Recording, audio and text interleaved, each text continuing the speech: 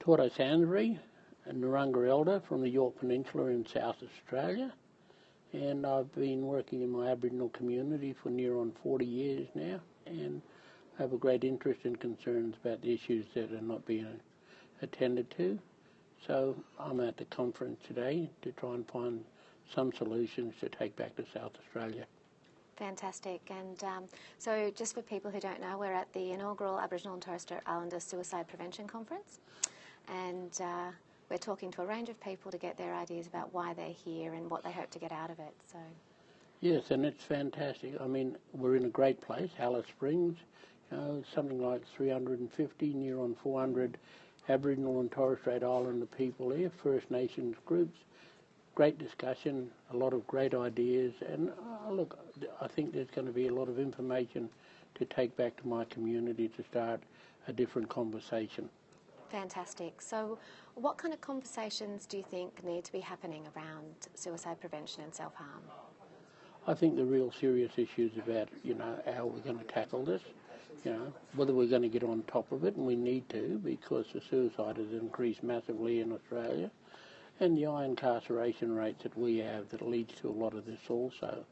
I think as the loss of country and the loss of self-determination plays a major part in all of this, and we need to also tackle that. So it's the social and emotional issues. It's also the political agenda that needs to change and focus to what the traditional owners of this country are looking for and asking for.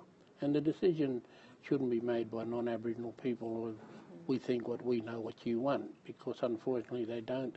And this is why we're in this predicament at this present moment. Yeah, fantastic. And I did notice that here at the conference, almost all the speakers, all the speakers are led by Aboriginal and Torres Strait Islander peoples. How important do you think it actually is that the conversation is led by us? I think it's great that we're not getting the interference, and I say interference of many non-Aboriginal people coming with all of their expertise. We've got Aboriginal and Torres Strait Islander people that have great knowledge of their community, of the understanding of the pains and suffering that we are, and no non-Aboriginal person can tell you how it feels to be an Aboriginal person and feel the pain, the suffering and the loss when a 10-year-old girl commits suicide. So this is an Aboriginal conference that is, every presenter is an Aboriginal person, and that's one of the great things I like about it. Yeah, me too, actually. Yes. And I guess one of the other things that I'd like to, ask you about is what you would like government to hear from these meetings, these conversations. I think government should hear what the people are saying and not misinterpret what they think they said. I think government should hear and understand that the working in a silo position at this present moment is tearing us apart, dislocating us from real good serious issues and problems to deal with. And we always focus on what programs are doing overseas and how great they are. Look, I think we've got a lot of great people in Australia, a lot of great ideas, but they just need the opportunity to, flower and grow and bring, stability into our community, something that we haven't had for them since day one of colonisation, or invasion, if you like to call it. I prefer the invasion, but sometimes it gets very political, and sometimes you've got to be, what they say, politically correct. So today I'll be politically correct, and I'll say colonisation. Fair enough.